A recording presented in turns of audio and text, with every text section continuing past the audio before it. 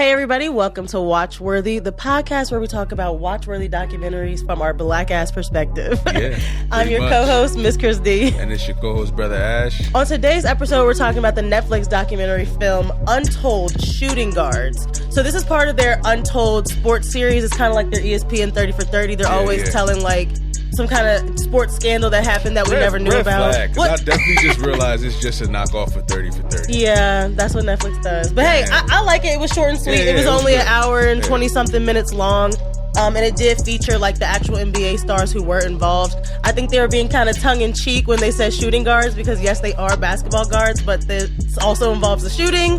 So yeah, the red flag for the title as well. Yeah. But you're gonna see Nick Young in this, Gilbert Arenas, Javaris Crittenton, all these guys played for the Washington Wizards in like the 2010s, 2000s. And while you watch, I want you guys to consider, do you pick your battles, or are you the type of person like, don't nobody play me? I don't care who it is. I don't care if it's a 3-year-old on the basketball court. Like, nobody plays me. Day of the week it is. Like, sometimes I pick my battles.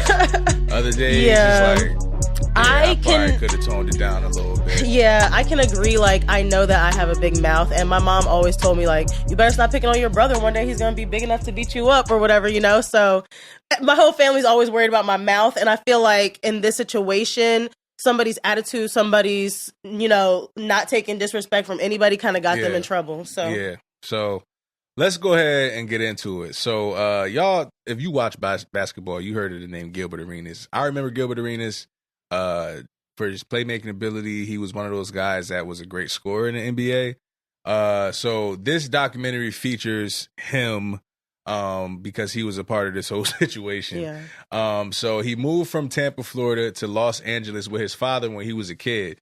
His dad was like an upcoming actor. He used to do like security for actually, famous people, celebrities. So his dad's goal was to move to Hollywood and make it big. So he drug, his son out there with him.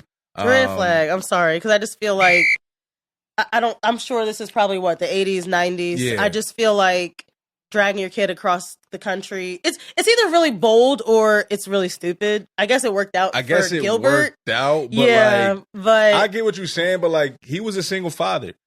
Like you don't hear that a lot. Yeah. So, the guy, he was doing his best. He had consistent work. Yeah. He wasn't just doing like it was guys like Chuck Norris, Mike Tyson, that he was a bodyguard for. He was a built dude. Yeah. Gilbert Arenas is a ball player, so he got some height, but his dad was like, I think he might have had a chance. So I don't blame him, but it is hard for a kid, to get adjusted and all of that. So because of that, he tried to like fit in. Malibu is kind of the area he grew up in. Yeah. Y'all know that's, pretty whitewashed. So he became whitewashed. I can relate. Yeah. Kind of grew up like with the Valley kids, you know what I'm saying? Santa Monica, Malibu, that area.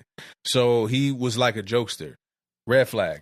You don't like the class clown? I was a bit of a class clown myself, but it's just a red flag because it kind of set off for me immediately. Kids only do that for either attention or because they are insecure about themselves. Right. So they joke about other people and even themselves sometimes to kind of cover up. Like, you can't make fun of me if I'm the one cracking jokes. Especially as the, tall black boy basketball player. Yeah. He's like the stereotypical token in his class. It's interesting because a lot of, kids want to be tall and want to stand out, but something comes with being taller than all of your friends. And being a different race. Yeah, you know what I'm saying? Like, or color. And you're the black kid. Yeah. So he had a lot of compensating to do, needless to say. So around 1996, Gilbert played ball in high school, and he honestly didn't think he was good, but he never really thought about the NBA until his coach kind of started planting that seed in his ear that, hey man, you good enough. I think you can make it. And his coach seemed like the type of person that, didn't give out compliments a lot. One of those old school coaches. He even said, like, I only told him one time because I didn't want him to get all cocky and stuff on me. But Gilbert had that type of talent. So he ended up at the University of Arizona. That's big time basketball. I think that's the Pac-10. I was going to say, I don't know. The Pac-10 at the time. They're like in the Big 12. I don't know. It's different now. All the conferences are like, I wouldn't know. During this time, I was like watching Glee or something. At this time, I think it was the Pac-10, maybe. Oh, yeah. The 90s. Yeah. So he went to the national championship, and you make it to that stage and you dominate, you go to the NBA. He entered the NBA draft, didn't have to graduate. At least I don't think he graduated. No. In 2001 NBA draft, the Golden State Warriors selected Gilbert Arenas in the second round, and he was disappointed because he felt like it was dudes getting drafted before him that was on his team that he wasn't worse than. He was the best player on the team. Can we put a red flag? Because I feel like we just saw this happen with Shedeur Sanders. I was just about to say that. We just saw this happen with Shedeur Sanders. The other part of this is, I won't say so much on Shedeur, because what Gilbert Arenas did, Shedeur did nothing like this. Gilbert Arenas, when asked what he wanted to be in the NBA or something like that, what he thought his future was in the NBA, he said, "I'm going to be a pimp." Red flag, nigga. You can't in front of the press. You're gonna say this as a rookie, just like cringe. So I'm like, you gonna say that? Don't be disappointed when you slip in the draft, because niggas don't. He doubled down and said an international pimp. Actually, yeah, because they was like, bro, run that by us. They literally were like, "Are you sure?" That's and what he said. He stopped and he thought, like, if I take it back, they're gonna think I'm soft, and I'm backing down. Never back down. Yeah, see, so red flag. I should double down. He's one of those. One of my favorite movies is Back to the Future, and Marty McFly can never deal with somebody calling him chicken. Just let it go. Yeah, just let it go. The nigga couldn't let it go. Oh, the nigga could not let it go, and he doubled down and said he was going to be. So that's just setting you up for like pimp. How you're gonna be a problem. Like, yeah. So by 20, I'm so used to saying 2003. Gilbert joined the Washington Wizards, and he got the nickname Agent Zero. That's hard. I think his number was 0. He was cool with it. You know what I'm saying? I didn't really start watching basketball consistently, and whenever I did, I was probably trying to watch Kobe or something. I don't think that the Wizards were a big franchise at that time. Nah, they was never like the Lakers or the Celtics. Like, the Wizards kind of always been like, they've had good players though. Yeah. Don't get it fucked up. They're good, The only one I know is like, was it John Wall? It ain't, That's probably not even his name. I don't know them by name. Yeah. So I really didn't know who Gilbert Arenas was. I was just watching this like, okay, interesting. Word.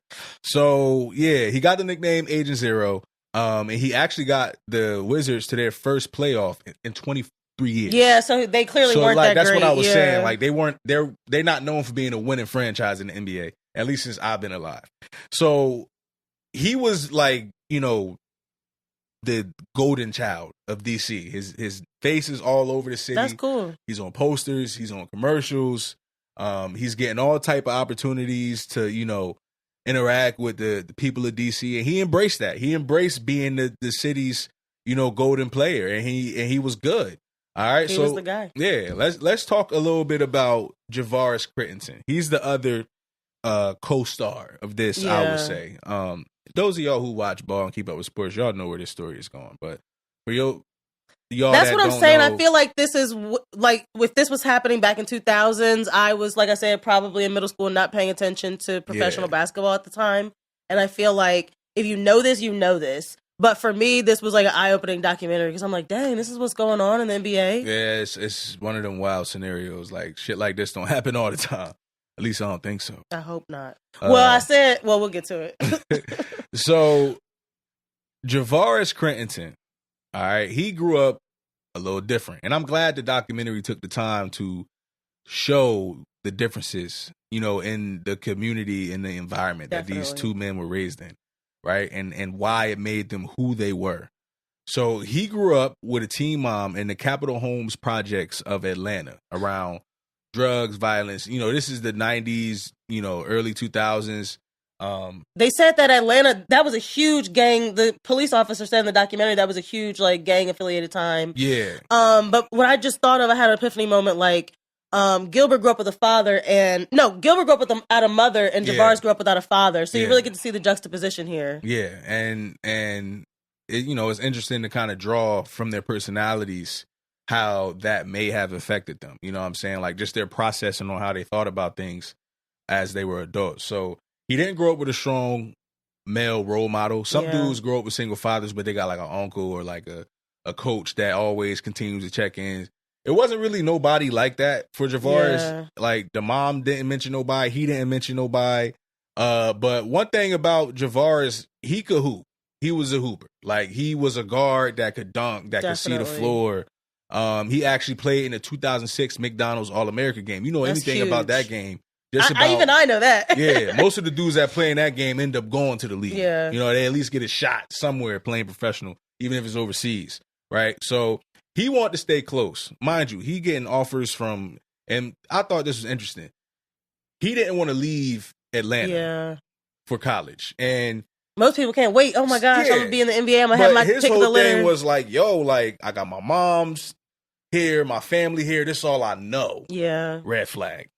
It's tough. You got to get out there. You got to get out the nest. You got to get out the nest. And I understand how it could be good to stay and help your family. Everybody's situation different. Everybody can't afford to go lead a nest like that.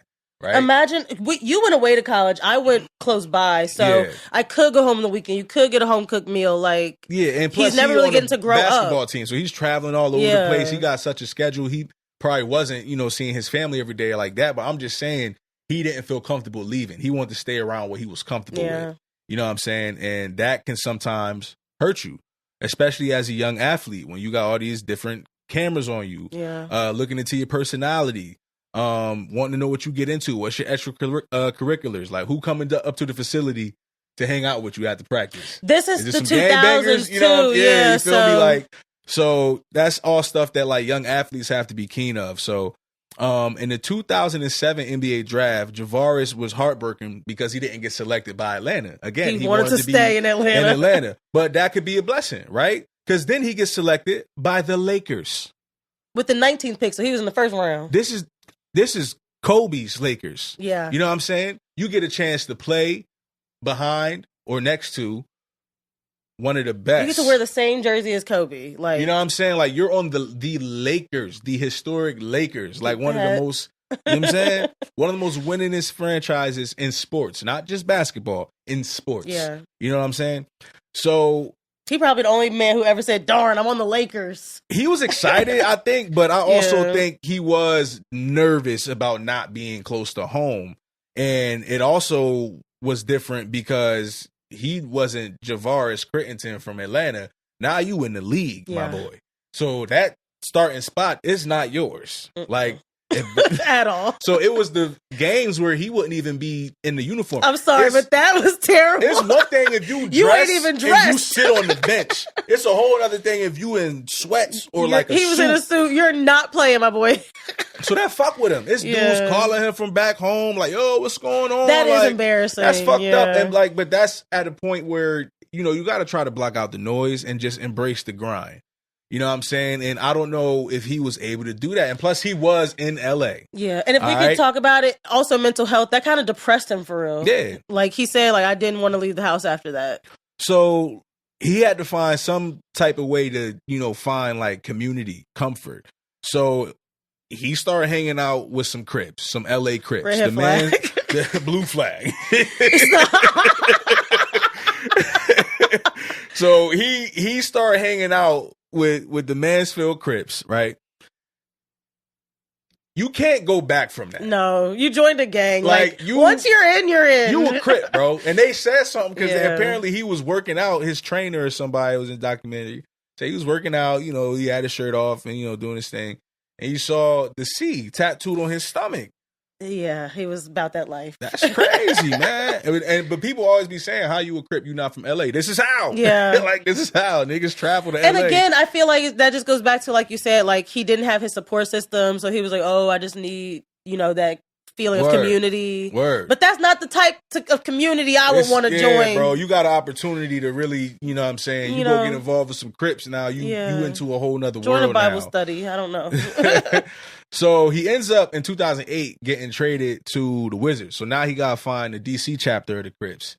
My fault. But again, like, I think he was a little more excited about the Wizards because I guess the East Coast at least. It's more of a chance he's going to be able to play with the Wizards. So he kind of liked it. He actually got along with Gilbert Arenas pretty early, but he was warned, don't get caught up in Gil's antics. At the time, red flag. At the time, he like, what you mean? But like, he found out soon enough. If people were like, hey, just watch out for that guy, I would be like, why? What's going on? Word. So, like we said, Gilbert was the type of dude, he just always joked around. So as a grown man, some people mature, they don't joke as much. This is not Gilbert Arenas. He jokes more. He was the definition of you play too much. And since he kind of was like the best nigga on the team, like he probably definitely feel like nobody could touch him. You know what I'm saying? Yeah. Like, so he was really just out here fucking with people, but Javaris found his shit like disrespectful. Javaris is this kid from the hood of Atlanta, and Gilbert is this kid from, you know, the Valley who loves to joke. So he like, bro, you do that to me, I'm liable to smack the shit out of you. Yeah. And that was his attitude. So it's kind of like we felt something boiling up. Yeah. So even Nick Young said like his jokes went too far. A lot of people said that. But in 2009, Javaris Gill, Earl, and JaVale McGee was gambling on the flight to a game. I think they was playing Phoenix. And like, you know, NBA players do this all the time. I didn't make know that. Money, so yeah, they was like, we just gamble. We'll bet 10, 50. Thousands of dollars. And the biggest wages get the biggest respect. You know what I'm saying? That you win. So, long story short, one of the players had won a pot. I think it was JaVale McGee. And Earl let JaVale borrow some money. So JaVale won the pot, and JaVale wasn't trying to break off Earl all of his money. That's a red flag, too. That's a red flag. Because it's like, you know, let's say I owe you $50. And I just won $150. If I just win $150, somebody gonna be like, hey man, pay me back. Like, yeah. So, but the thing is though, Javaris interjected and said that. I commend him because he's one of those people like, I'm big on respect. So like, why are you trying to disrespect him? Yeah. But I would probably just say my little piece like, yo, bro, give him his money back. But he really took it too serious. Yeah. So he ended up getting into it. So then Gil jumps in, you know, it's an opportunity for him to shine and, you know, basically tell Javaris, like, mind your business. So it triggered Javaris. They get into a heated argument to the point where dudes is like taking their headphones like, off. What's going on over there? Shit, like, y'all good? This ain't the on usual. A plane, y'all. On a plane to a game. This ain't the usual gambling hostility argument. This is some more hostility. And they ended up getting into it. And, they ended up chilling, and they kind of thought the situation would stop there, but words were said and threats were made. And it didn't stop there. Yeah, the worst threat of all was basically like, well, I could shoot you. I think he said like, I'm gonna shoot you in your knee and then your career gonna be over or something. That's the kind of joke that goes too far. Gil was saying, and like Javaris being who he was like, okay, shoot me then. Oh, word. You just threatened a crip. I'm sorry, but you also just threatened a grown man out his bread and butter. Yeah. Telling a basketball player like, I'm gonna shoot you in your knees is like telling a brain surgeon, I'm gonna shoot your hands off. Yeah. Like, you can't, you know what I'm saying? So like, that was like in the heat of the moment, like you said, but it kind of cooled out. And so most people didn't know that Gilbert actually had a gun collection. So this, again, is playing too much. You're taking the joke way too far now. He decided that the next day at practice, he was actually going to bring some of his guns into the locker room. He said more to show off than to threaten Javaris. No, if you bring a gun and lay it at my locker, I'm going to take that as a threat. So red flag. Yeah. Because why are you bringing guns to your job? This is, like you said, this is your job. You're an NBA player. All the thugs won't be hoopers, and all the hoopers won't be thugs. I be thinking about, that's what I was going to mention earlier, John Morant. I'm like, why is this man out here flashing guns? So apparently Gilbert Arenas and Javaris did it before he did. John Morant was not the first. Yeah. Man. So Javaris was like, oh, so you really want to try me? I'm just scared for him. I'm scared for Gilbert. So he took the gun. So Gilbert literally left a note at his locker like, okay, here's my gun. Like, what you going to do with it? He was like, oh, okay. But Javaris also was packing, and his was loaded. Because his mindset is, you can't threaten to shoot me, and I don't come with my piece. He said he was thinking about it all night. He was like, should I bring this gun to practice? I don't know, Lord. Like, that was the first time he didn't listen to God. It's different environments. Yeah. We don't play like that. Everything is a game to Gilbert. You can't tell a nigga that's really from the hood that you going to shoot him. He at least gonna bring some shit or have some people ready to make sure he good. Like, you can't do that. Like, so Javaris basically was like, nah, I'm not having this. Took the gun, threw it across the room, and then he was like, because that's drawing. Yeah, because what if that was loaded? Yeah. That was also not very smart. Just a lot of bad decisions throughout this whole thing. These are 20-year-olds. Yeah. True, I forgot that they're fresh out of like 20, 21 when all this is happening. Yeah, Gilbert may have been 25. Late 20s, You know what I'm saying? So they young and dumb still. But that's no excuse. I'm sorry, that's no excuse. You don't handle a firearm. Yeah, like so he was just like, what do I need your gun for? I got my own. So former teammates, they were on the documentary, like Nick Young, and they admitted that they were scared at that point. Again, this is when the jokes go too far. When you're like, now it's 3 guns in the locker room and 2 niggas that, are fighting. But ultimately, the guy settled it, the tension settled down, and nobody got hurt. So nobody was shot on NBA premises. But the Wizards front office, they wanted to contain the situation. Somebody had told somebody, and they were like, oh, no, we need to let this, stay within house. Because they knew if that got out, that it would look really bad for them. It's kind of like, all right, nobody got hurt, smacks on the wrist, don't say nothing to nobody. But, of course, there's always a nosy white male journalist, red flag. And there's always somebody that's ready to sing like a bird. Yeah, so Peter Vexey, he's the NBA reporter who got wind of the story from a source within the organization, he said. So there's definitely some rat on the team or on the staff or somebody's homeboy. And so when the story broke, when it got out into the public, there was really no outlet that really told the story correctly. We just told you guys what everybody in the locker room agreed upon. Who knows what really happened then now that I think about it. We weren't in there. But this is what they told in the documentary. They said hey, they had a scuffle. There were guns drawn, but nobody was shot. Every outlet was telling the story differently. This was the 2000s. They wasn't checking their sources. And so then Gilbert decides to go on Twitter. Red flag. Red flag. This must be 2010, 2012 at this point. Why are you running your mouth and laughing it off on Twitter? Going to social media. That's the problem. Literally, again, going back to John Moran. Why was you on Instagram with the guns? Why? So, it really got real once the DC police, the U.S. Attorney's Office, and the NBA started investigating. Fuck! Yeah, it went from a little locker room joke to now the actual police are involved. And not just the police, but the DA. So somebody's pressing charges. Somebody's getting something.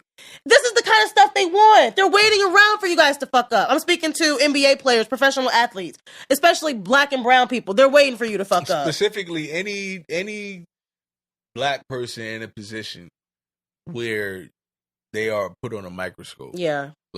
They are hoping, when you're in the public eye, you can't do this. The greater the fall will be. But you shouldn't do it, period. So it's just every not good. reporter is looking for that story, to bring somebody from Olympus to the depths of hell. Yeah, so they were not going down without, getting in trouble for this. So Jarvis and Gil were suspended 50 games, which was basically the remainder of the 2009-2010 season. Damn! So that's tough for a professional athlete. You're like, oh, I can't even play. I don't know if they still got paid. I don't know if funny no more. It's not funny. Yeah. No, he was so mad. He was like, nah, because I barely did anything. So it shouldn't have been no 50 games. Yeah. And I'm just like, this is still somebody who didn't learn their lesson, but okay. My next point is, to this day, Gil thinks he was punished harshly because he used the NBA planes to bring his guns back and forth from Arizona to DC. So that was, I guess, considered trafficking guns. So he was like, oh, the NBA just didn't want that little bit to get out. That's all you talking about right now, still to this day? I think, but that's a valid point, though. If you were running a business, would you want your assets carrying guns from state to state? On our planes? On the planes you pay for? It was the 2000s, y'all. So he was like, yeah, nobody even knew that I was, bringing it on the bus and then to